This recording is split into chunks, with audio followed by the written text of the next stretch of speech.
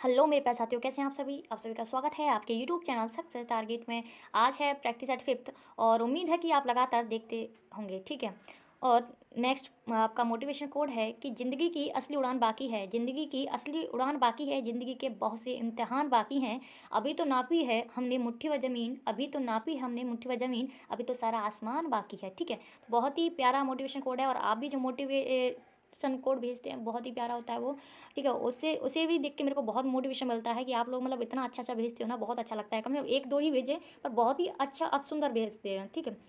और चलते हैं इसी के साथ क्वेश्चन आगे करते हैं, ठीक है। एक दूसरे से कुछ ना कुछ सीखते रहना चाहिए, ठीक है। क्वेश्चन है आपका कि भारत चीन युद्ध कब हुआ था। मैं प्रेजेंट में भी इलाहाबाद में हूँ, यहाँ तो बहुत शोर होता है, इसीलिए थोड़ा अपने घर का ही शोर बंद कर सकते हैं, किसी और का थोड़ी, तो बहुत ज़्यादा शोर होता है रोड पर। नेक्स्ट है आपका क्वेश्चन, भारत चीन युद्ध कब हुआ था। तो भारत चीन जो युद्ध है कब हुआ था, 1962 में हुआ था। कब हुआ था, 1962 में हुआ था भारत चीन युद्ध, ठीक है। और जिसने चीन ने क्या किया था, जो भारत का जो बड़ा सा हिस्सा हत्या लिया था, ठीक है। चीन ने भारत का, और कौन सा था वो, अक्षय चीन था, अक्षय चीन पे हत्या लिया था चीन ने, ठीक है। और कब युद्ध हुआ था, 1962 में। और भारत और पाकिस्तान के बीच जो युद्ध हुआ था 1965 में हुआ था, भारत और चीन के बीच युद्ध, ठीक है। और भारत और चीन के बीच ही युद्ध हुआ था ये 1971 में, जिसमें बांग्लादेश को आज़ादी मिली थी, जो पूर्वी पाकिस्तान था, ठीक है, जो आज आपका बांग्लादेश के नाम से जाना जाता है, जब 1971 में भारत ने आज़ादी दिलवाई थी पाक से, ठीक है। नेक्स्ट है आपका कि हर्यक वंश के संस्थापक कौन है। हर्यक वंश के संस्थापक कौन है, आपके बिंबिसार हैं। हर्यक वंश के संस्थापक आपके बिंबिसार हैं। और आपके शिशुनाग वंश के संस्थापक हैं शिशुनाग, ठीक है। और नंद वंश के संस्थापक हैं आपके महापद्म नंद, ठीक है। चंद्रगुप्त मौर्य हैं आपके मौर्य वंश के संस्थापक। क्वेश्चन ये इस तरीके से पूछे जाते हैं, हर्य वंश के संस्थापक बिंबिसार हैं, शिशुनाग वंश के संस्थापक शिशुनाग हैं, एक इन एक क्वेश्चन पूछा ही जाता है संस्थापक से या वंश से, ठीक है। और नंद वंश के महापद्म नंद हैं और मौर्य वंश के चंद्रगुप्त मौर्य हैं। और आपको पूछ ली जाती है कि हर्यक वंश के संस्थापक बिंबिसार हैं, कि बिंबिसार के समय उनकी राजधानी क्या थी। तो राजधानी थी आपकी राजगृह और पाटलिपुत्र थी। जब बिंबिसार थे तब कौन सी थी, राजगृह और पाटलिपुत्र थी।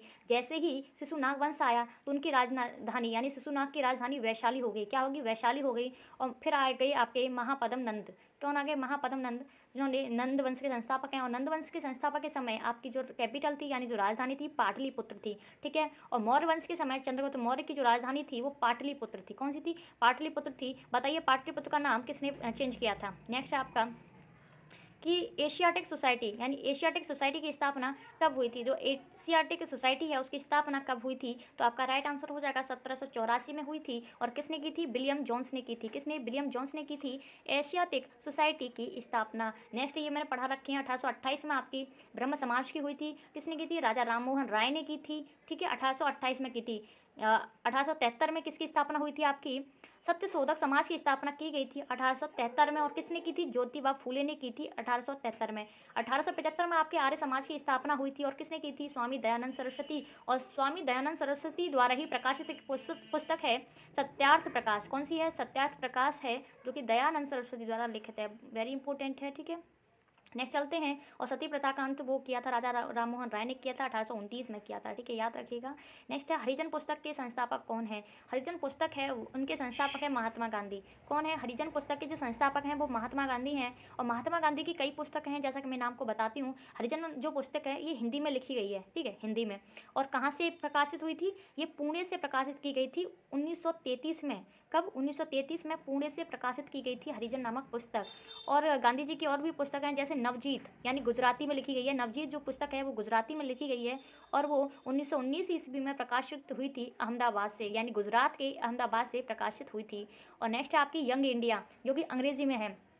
एक और है यंग इंडिया, वो किसी और के द्वारा लिखित है, ठीक है। और लेकिन ये अंग्रेजी में है, महात्मा गांधी द्वारा लिखित है, 1919 ईस्वी में ही ये प्रकाशित की गई थी अहमदाबाद से, ठीक है, याद रखिएगा। नेक्स्ट चलते हैं हम आगे कि 1857 के विद्रोह में कानपुर के भारतीय नेतृत्वकर्ता कौन थे। जो 1857 का जो विद्रोह हुआ था, ठीक है, उनके नेतृत्वकर्ता कौन थे। उधर से जो ब्रिटिश नेतृत्वकर्ता थे, जो कि जो विद्रोह हो रहा था उसको दबाने के लिए था, ठीक है। तो कानपुर के जो नेतृत्वकर्ता थे वो आपके नाना साहेब और तात्या टोपे थे। कौन थे, नाना साहेब और तात्या टोपे थे। बहादुर शाह जफर और बख्त खां, यहाँ बख्त खां था, भारत खां नहीं, बख्त खां, ये आपके दिल्ली में थे, दिल्ली का जो नेतृत्व कर रहे थे। लियाकत अली इलाहाबाद का नेतृत्व कर रहे थे। और बेगम हजरत महल ये आपके लखनऊ का नेतृत्व कर रही थी, ठीक है। बेगम हजरत महल किसका, नेतृत्व कर रही थी, लखनऊ का और लियाकत अली इलाहाबाद का, ठीक है। झांसी का आपकी रानी लक्ष्मीबाई कर रही थी, जिन्हें मनु भी कहा जाता है, मणिकर्णिका भी कहा जाता है इनका नाम, ठीक है। और बहादुर शाह जफर या बख्त खां ये कर रहे थे दिल्ली का नेतृत्व, ठीक है, याद रखिएगा। और और झांसी का आपकी झांसी की रानी लक्ष्मीबाई। नाना साहब का पूछ लिया जाता है कि नाम क्या है, अन्य नाम या दूसरा नाम या इनका वास्तविक नाम दूसरा नाम, ठीक है, इस तरीके से पूछा जाता है। तो नाना साहब का जो अन्य नाम था वो था धोंदू पंथ। क्या था? धोंदू पंथ था। और तात्या टोपे का जो नाम था वो क्या था?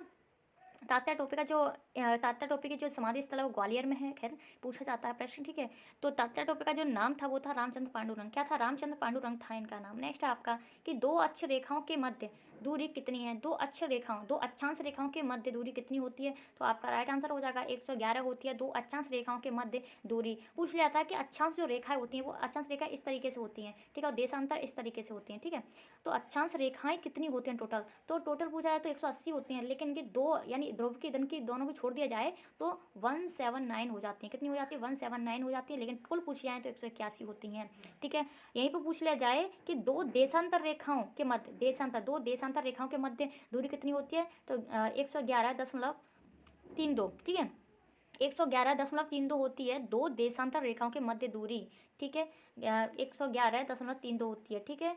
और टोटल अक्षांशों की संख्या 181 होती है, और टोटल दशांश जो होती हैं रेखाएं, देशांतर जो रेखाएं होती हैं उनकी संख्या पूछ ली जाए तो 360 होती हैं, ठीक है। देशांतर रेखाएं 360 होती हैं और अक्षांश रेखाएं 181 होती हैं। इनके बीच की दूरी देशांतर के वो बीच की दूरी तो 111.32 होती है और अक्षांश की होती है आपकी 111, ठीक है। नेक्स्ट चलते हैं हम कि माउंट एवरेस्ट को नेपाल में क्या कहा जाता है? माउंट एवरेस्ट को नेपाल में क्या कहा जाता है? सागर माथा कहा जाता है नेपाल में। यही पूछ लिया जाता है कि तिब्बत में माउंट एवरेस्ट को क्या कहा जाता है? तो चोमोलुंगमा कहा जाता है। क्या बोला जाता है? चोमोलुंगमा बोला जाता है तिब्बत में, ठीक है। और माउंट एवरेस्ट जो है आपकी ये विश्व की सबसे ऊंची चोटी है, यानी विश्व की सबसे ऊंची चोटी है। यही पूछ लिया जाए आपकी जिसकी ऊंचाई आपकी जो कि आपकी हाइट है इनकी कितनी है? 8,849 है। पहले 48 थी, जब भारत ने सर्वे किया तब 48 थी, लेकिन होता है कि कभी 49 भी देता है, कभी 50 भी, क्योंकि बढ़ जाती है, बढ़ती घटती रहती है इसकी हाइट से, ठीक है। तो अभी फिलहाल में है 8,849, ठीक है। और जो विश्व की सबसे ऊंची चोटी है आपकी माउंट एवरेस्ट। और भारत की पूछ ली जाए कि सबसे ऊंची चोटी कौन सी है, तो कंचनजंगा हो जाएगी। लेकिन क्वेश्चन पूछा जाए कि और जो कि कहाँ पड़ती है? आपकी सिक्किम में पड़ती है, ठीक है। भारत की दूसरी सबसे ऊंची चोटी पूछी जाए तो नंदा देवी, जो कि ऋषिकेश उत्तरांचल में पड़ती है, ठीक है।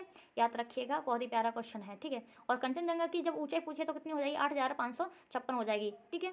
नेक्स्ट चलते हैं हम कि सबसे गहरा महासागर स्थित है, ठीक है। सबसे गहरा महासागर कहाँ स्थित है? ठीक है, महासागर स्थित है,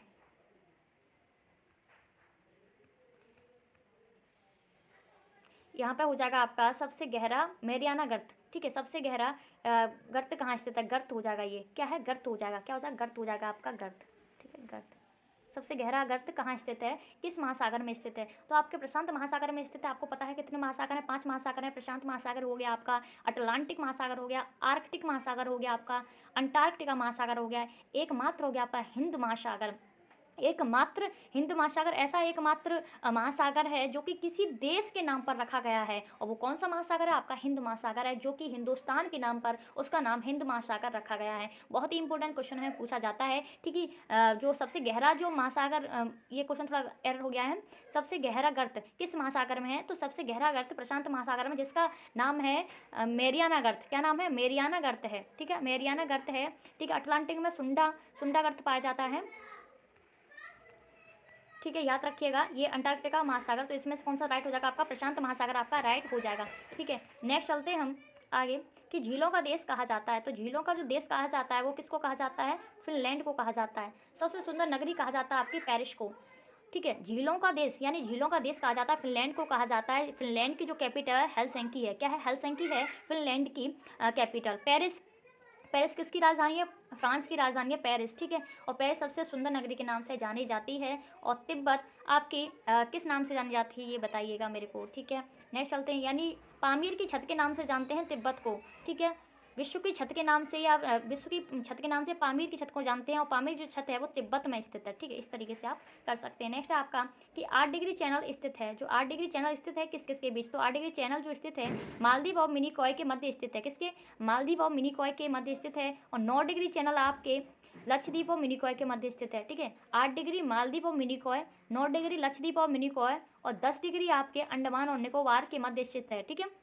अंडमान निकोबार के बीच स्थित है 10 डिग्री चैनल। नेक्स्ट है, राष्ट्रपति को शपथ ग्रहण कौन करवाता है? तो राष्ट्रपति को जो शपथ ग्रहण है वो आपका सर्वोच्च न्यायालय का मुख्य न्यायाधीश करवाता है, जो कि प्रेजेंट टाइम में कौन है? ठीक है, प्रेजेंट टाइम में है आपके न्यायमूर्ति के रमन्ना। कौन है? के रमन्ना है आपके न्यायमूर्ति के रमन्ना है आपके सर्वोच्च न्यायालय के मुख्य न्यायाधीश। पूछा जाता है कि पहले मुख्य न्यायाधीश कौन थे? जे कानिया थे। ठीक है, न्यायमूर्ति जे कानिया थे पहले मुख्य न्यायाधीश। ठीक है, और मुख्य न्यायाधीशों की संख्या कितनी है? अब 34 है। यानी जो आपके उच्चतम न्यायालय में कितने न्यायाधीश होते हैं? 34 होते हैं। ठीक है, जो 33 होते हैं वो तो न्यायाधीश होते हैं, और मुख्य न्यायाधीश को जोड़ लिया जाता है तो कितने हो जाते हैं? 34 हो जाते हैं मुख्य न्यायाधीशों की संख्या। पूछा जाता है प्रश्न। ठीक है, वेरी इंपॉर्टेंट है।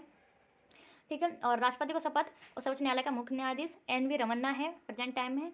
ठीक है, और जो राष्ट्रपति का जो पद है वो किस आर्टिकल में लिखित है? 52 में लिखित है, और इसका चुनाव 55 के अकॉर्डिंग किया जाता है। यानी इनका चुनाव किस अकॉर्डिंग किया जाता है?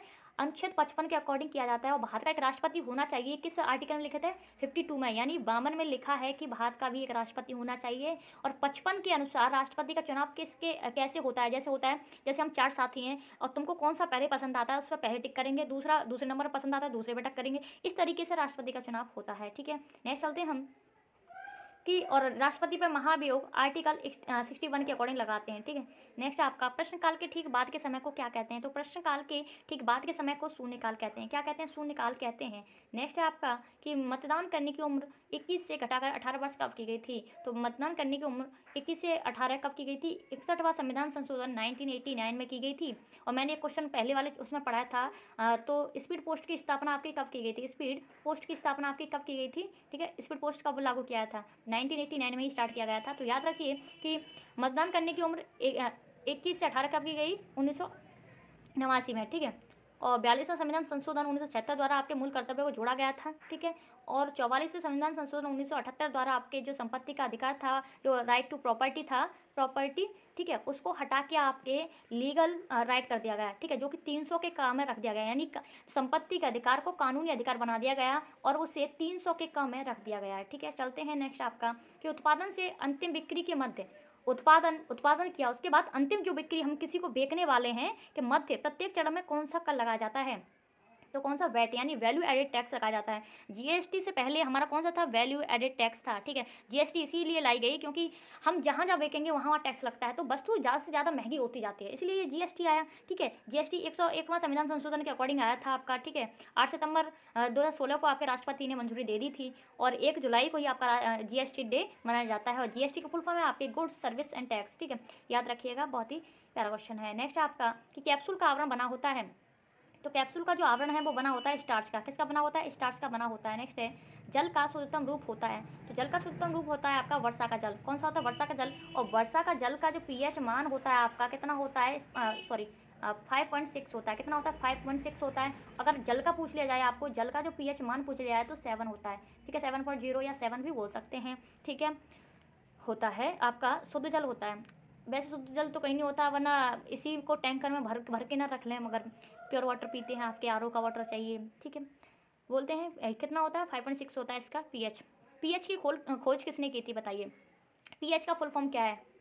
pH का फुल फॉर्म क्या है और pH पैमाने की जो खोज है वो किसने की थी? आप मेरे को कमेंट बॉक्स में मेंशन करिए। नेक्स्ट है आपका कि हाइड्रोजन बम आधारित होता है। जो हाइड्रोजन जो बम होता है, हाइड्रोजन और बम आधारित होता है आपके नाभिकीय संलयन पर। किस पर? नाभिकीय संलयन पर आधारित होता है। ये पूछ लिया जाता है कि परमाणु बम किस पर आधारित होता है? नाभिकीय विखंडन पर।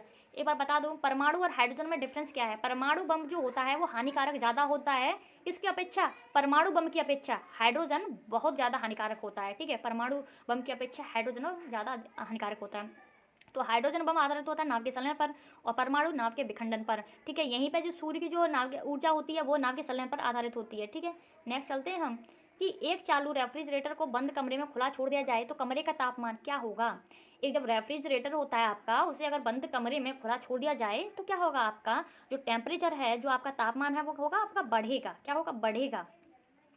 नेक्स्ट आपका जो वेल्डिंग प्रक्रिया में प्रयुक्त तो निश्चित होता है, मतलब वेल्डिंग प्रक्रिया में क्या प्रयुक्त होता है? कौन सी गैस प्रयोग की जाती है? थोड़ा एरर हो जाता है, टेक्निकल प्रॉब्लम है। वेल्डिंग प्रक्रिया में कौन सी गैस प्रयुक्त होती है? तो आपका राइट आंसर हो जाएगा ऑक्सी एसिटिलीन होती है। कौन सी? ऑक्सी एसिटिलीन होती है वेल्डिंग प्रक्रिया में प्रयुक्त गैस। ठीक है, आपने देखा ही होगा, वेल्डिंग कहीं टूट जाता है, किसी वस्तु को वेल्डिंग करवाते हैं तो उसमें ऑक्सीएसिटिलीन का ही यूज़ होता है।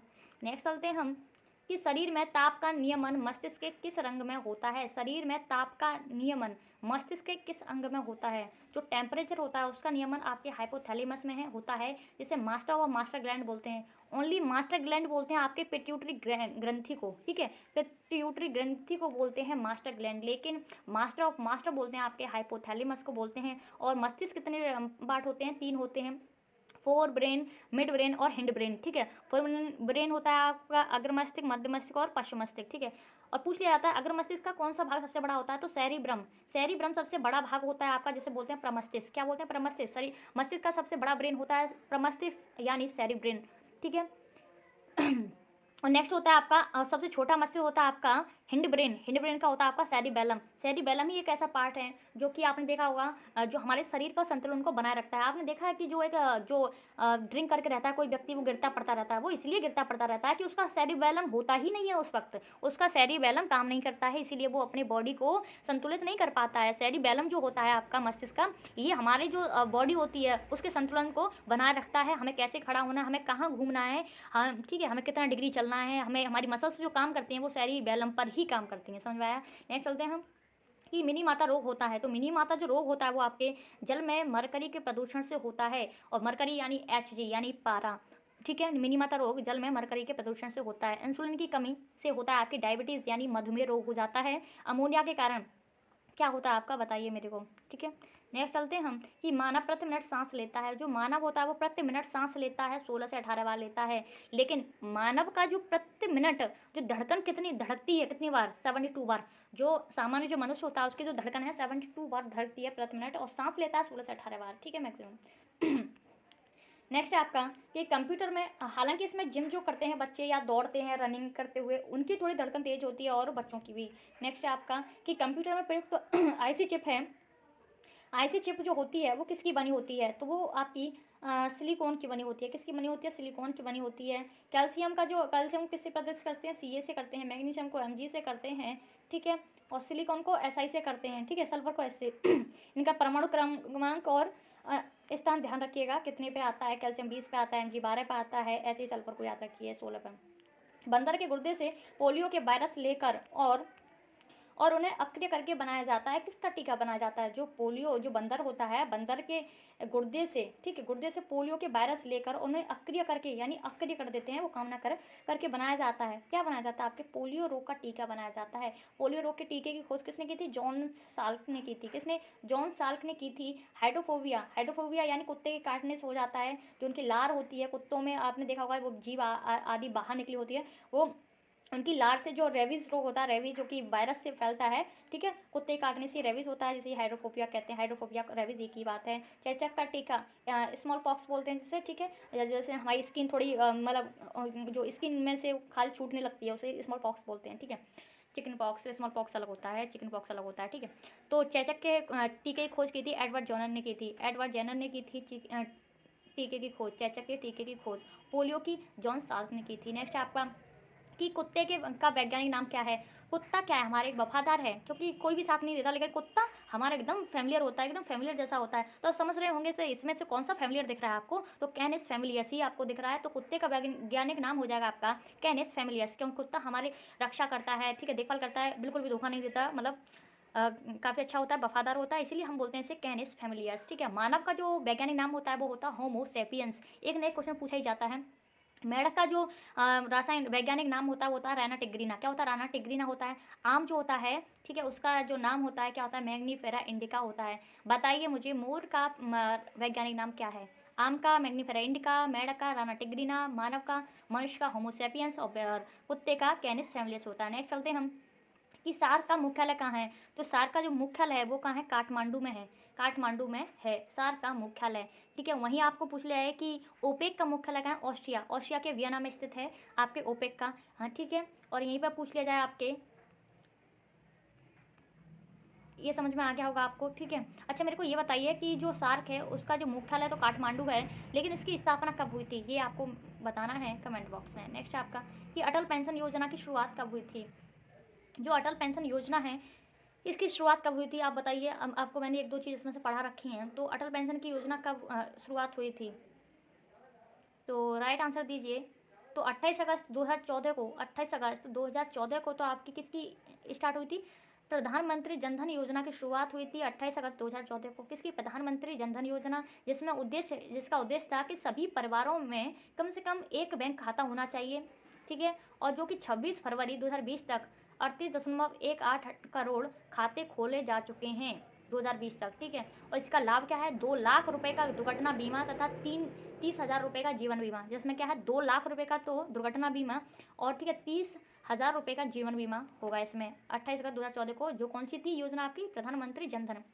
और आपकी अटल पेंशन योजना थी वो आपकी 9 मई 2015 को, 9 मई 2015 को आपकी अटल योजना स्टार्ट की गई थी, ठीक है। और जिसका उद्देश्य था आपका कि इस योजना के अंतर्गत 18 से 40 वर्ष की आयु वर्ग का कोई भी व्यक्ति अपने द्वारा बैंक में जमा किए गए रुपए के आधार पर 1,000 से 5,000 तक का पेंशन प्राप्त कर सकता है। यानी जो वो अपने पैसे जमा करता है, ठीक है, उसके अंतर्गत वो 1,000 से 5,000 का मतलब इस तरीके से पेंशन पा सकता है। जैसे पेंशन मिलती है उस तरीके से पेंशन मिल सकती है उसको। इस तरीके से ये अटल पेंशन योजना कब स्टार्ट हुई थी? 9 मई 2015 को स्टार्ट हुई थी। 1 जुलाई 2015 को आपको डिजिटल इंडिया की शुरुआत कब हुई थी? 1 जुलाई 2015, क्योंकि जब से ही मोदी जी आए उसके बाद 1 साल बाद ही आपकी 1 जुलाई 2015 से डिजिटल इंडिया बन गई आपकी, ठीक है। 1 जुलाई 2015 से डिजिटल की शुरुआत हुई। नेक्स्ट आपका कि खुद को कोरोना वायरस के संक्रमण से मुक्त रखने हेतु भारतीय सेना द्वारा कौन सा ऑपरेशन चलाया गया? खुद को कोरोना वायरस के संक्रमण से सुरक्षित रखने के लिए कौन सा ऑपरेशन चलाया गया? तो आपका राइट आंसर कौन सा हो जाएगा आपका कि ऑपरेशन नमस्ते चलाया गया, ठीक है। तो कोविड-19 के समय चलाया गया था खुद को कोरोना वायरस के संक्रमण से मुक्त रखने हेतु भारतीय सेना द्वारा कौन सा ऑपरेशन? ऑपरेशन नमस्ते। और ऑपरेशन ओलिविया आपको कब चलाया गया था? ये भारतीय तटरक्षक द्वारा उड़ीसा के ओलिव रिडले कछुओं को बचाने के लिए चलाया गया था। कौन सा? ऑपरेशन ओलिविया जो ऑपरेशन था ये आपके भारतीय तटरक्षकों द्वारा उड़ीसा में जो थे आपके ओलिविया रिडले कछुए उनको बचाने के लिए ऑपरेशन ओलिविया चलाया गया। ऑपरेशन शक्ति आपका कब चलाया गया था? ऑपरेशन शक्ति चला गया था जो कि अफगानिस्तान के जो क्षेत्र में तालिबान ने जो कब्जा कर लिया था वहाँ पे कुछ लोग फंस गए थे यानी हिंदू, तो उनको बचाने के लिए ऑपरेशन शक्ति चलाया गया था मिशन, ठीक है। नेक्स्ट चलते हैं हम कि लौसार त्यौहार कहाँ मनाया जाता है? जो लौसार जो त्यौहार है वो आपका मनाया जाता है हिमाचल प्रदेश में। ऐसा ही एक नाम है लौसांग। लौसांग जो त्यौहार है वो सिक्किम में मनाया गया था। कहाँ? सिक्किम में मनाया गया था। सिक्किम की कैपिटल आपकी क्या है? गंगटोक है, ठीक है। सिक्किम के मुख्यमंत्री कौन है ये बताइए मेरे को, ठीक है। सिक्किम की जो थी आपकी कंचनजंगा भारत में सबसे ऊंची चोटी है जो कि कहाँ स्थित है? सिक्किम में स्थित है, ठीक है। आपका नेक्स्ट आपका तमिलनाडु में आपके जो थी आपकी जल्लीकट्टू, पोंगल, आदि पैरक या थिपुसुम त्यौहार ये कहाँ पे मनाए जाते हैं? तमिलनाडु में। कौन से? जल्लीकट्टू था, पैरक था, ठीक है, थिपुसुम त्यौहार था, आपके पोंगल था, ये तमिलनाडु में। मिजोरम में कौन सा मनाया गया था? चापचार त्यौहार। कौन सा? चापचार कोट त्यौहार मनाया गया था आपके 2020 में मिजोरम में मनाया गया था। वेरी इंपॉर्टेंट है, पूछा जाएगा ये प्रश्न, ठीक है, लिख लीजिए। नेक्स्ट क्वेश्चन है आपका सूचना प्रसारण एवं खेल मंत्री कौन है? तो सूचना प्रसारण एवं खेल मंत्री कौन है? अनुराग ठाकुर हैं। बहुत से लोग तो किरण रिजिजू समझ रहे होंगे लेकिन ये पहले थे खेल मंत्री लेकिन अब नहीं है। तो कौन है? अनुराग ठाकुर हैं सूचना प्रसारण एवं खेल मंत्री आपके। कौन है? अनुराग ठाकुर, ठीक। गजेंद्र सिंह शेखावत कौन है? जल मंत्री। और जनजातीय मंत्री कौन है आपके? अर्जुन मुंडा। कौन है? अर्जुन मुंडा हैं आपके जनजातीय मंत्री, ठीक है। तो आगे आप प्रश्न नहीं है, इतने ही प्रश्न थे, ठीक है। आप पर डे देखोगे तो मैं पर डे मतलब ऐसा आपको याद दिलवा दूंगी, मतलब एकदम कंठस्थ आपको याद होने लगेंगे, सामने टिक कर सकते हो। बहुत ही प्यारे क्वेश्चन है। तो मिलते हैं ऐसी वीडियो के साथ नेक्स्ट वीडियो में। Thank you, wish all the best.